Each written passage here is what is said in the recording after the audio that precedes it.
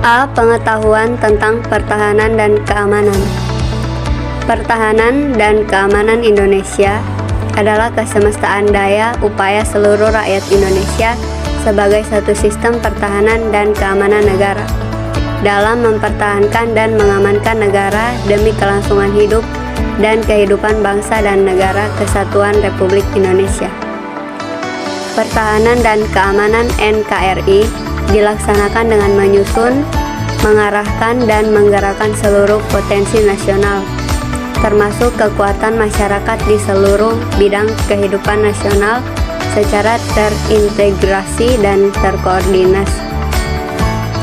Ketahanan, pertahanan, dan keamanan diartikan sebagai kondisi dinamik kehidupan pertahanan dan keamanan bangsa Indonesia yang berisi keuletan dan keteguhan yang mengandung kemampuan mengembangkan kekuatan nasional di dalam menghadapi dan mengatasi segala ancaman, gangguan, hambatan, dan tantangan yang datang dari luar maupun yang di dalam, baik secara langsung maupun tidak langsung.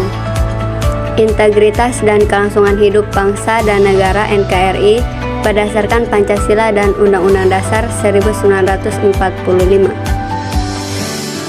B. Postur kekuatan ketahanan dan keamanan.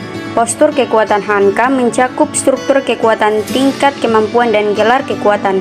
Untuk membangun postur kekuatan HANKAM, terdapat 4 pendekatan yang digunakan, yaitu ancaman misi, kewilayahan, dan politik. Dalam konteks ini, perlu ada pembagian tugas dan fungsi yang jelas antara masalah pertahanan dan masalah keamanan. Pertahanan diarahkan untuk menghadapi ancaman dari luar negeri dan menjadi tanggung jawab TNI. Sedangkan keamanan diarahkan untuk menghadapi ancaman dari dalam negeri dan menjadi tanggung jawab Polri. Hakikat ancaman. Rumusan ini akan memengaruhi kebijakan dan strategi pembangunan kekuatan HANKAM. Ancaman dari luar senantiasa akan menggunakan media laut dan udara di atasnya karena kondisi geografi Indonesia sebagai negara kepulauan. Dengan demikian, pembangunan postur kekuatan HANKAM masa depan perlu diarahkan kepada pembangunan kekuatan HANKAM secara proporsional dan seimbang antara unsur-unsur utama kekuatan pertahanan, yaitu TNI AD, TNI AL, dan TNI AU, serta unsur utama keamanan, yaitu Polri. Besarnya kemajuan iptek membawa implikasi meningkatnya kemampuan tempur termasuk daya hancur dan jarak jangkau. Dengan demikian, ancaman masa depan perlu diwaspadai agar serangan langsung lewat udara dan laut oleh kekuatan asing yang memiliki kepentingan terhadap Indonesia. 2. Gejolak dalam negeri.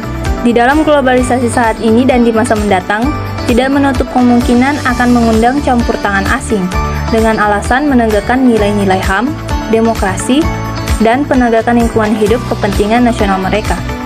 Situasi seperti ini kemungkinan besar dapat terjadi apabila unsur-unsur utama kekuatan HANKAM dan komponen bangsa yang lain tidak mampu mengatasi permasalahan dalam negeri. Untuk itu, ancaman yang paling realistik adalah adanya link up antara kekuatan dalam negeri dengan luar negeri. 3. Geopolitik ke arah geoekonomi.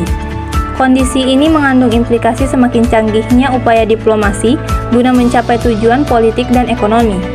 Pergeseran ini seolah-olah tidak akan menimbulkan ancaman dari luar yang serius. Namun, bila dikaji secara mendalam, justru dapat menimbulkan ancaman yang sangat membahayakan integritas bangsa dan negara Kesatuan Republik Indonesia. Pihak-pihak asing yang berkepentingan terhadap Indonesia sebelum melakukan tindakan agresi akan berupaya menggunakan wahana diplomasi dan internasional membangun opini untuk mencari dukungan agar sebagian besar masyarakat internasional membenarkan tindakannya. 4. Perkembangan lingkungan strategis mengisyaratkan bahwa pergeseran geopolitik ke arah geoekonomi membawa perubahan besar dalam penerapan kebijaksanaan dan strategi negara-negara di dunia di dalam mewujudkan kepentingan nasional masing-masing. Penerapan cara-cara baru telah meningkatkan eskalasi konflik regional dan konflik dalam negeri yang mendorong keterlibatan superpower di dalamnya. C. Ketahanan pada aspek pertahanan dan keamanan. Pertahanan dan keamanan harus dapat mewujudkan kesiapsiagaan serta upaya bela negara yang berisi ketangguhan, kemampuan, dan kekuatan melalui penyelenggaraan Siskamnas untuk menjamin kesinambungan pembangunan nasional dan kelangsungan hidup bangsa dan negara berdasarkan Pancasila dan Undang-Undang Dasar tahun 1945. Bangsa Indonesia cinta damai akan tetapi lebih cinta kemerdekaan dan kedaulatannya, mempertahankan kemerdekaan bangsa dan mengamankan kedaulatan negara yang mencakup wilayah tanah air beserta segenap isinya merupakan suatu kehormatan demi martabat bangsa dan negara. Oleh karenanya haruslah diselenggarakan dan dengan mengandalkan pada kekuatan dan kemampuan sendiri. D. Keberhasilan ketahanan dan keamanan nasional Indonesia. Untuk mewujudkan keberhasilan ketahanan nasional diperlukan kesadaran setiap warga negara Indonesia, yaitu A. Memiliki semangat perjuangan bangsa dalam bentuk perjuangan non-fisik yang berupa keuletan dan ketangguhan yang tidak mengenal menyerah, yang mengandung kemampuan mengembangkan kekuatan nasional dalam rangka menghadapi segala ancaman, gangguan, hambatan, dan tantangan, baik yang datang dari luar maupun dari dalam, untuk menjamin identitas, integritas, kelangsungan hidup bangsa dan negara serta perjuangan mencapai tujuan nasional. B. Sadar dan peduli terhadap pengaruh-pengaruh yang timbul pada aspek ideologi, politik, ekonomi, sosial budaya, dan pertahanan keamanan, sehingga setiap WNI baik secara individu maupun kelompok dapat mengeliminir pengaruh tersebut. Karena bangsa Indonesia cinta damai akan tetapi lebih cinta kemerdekaan.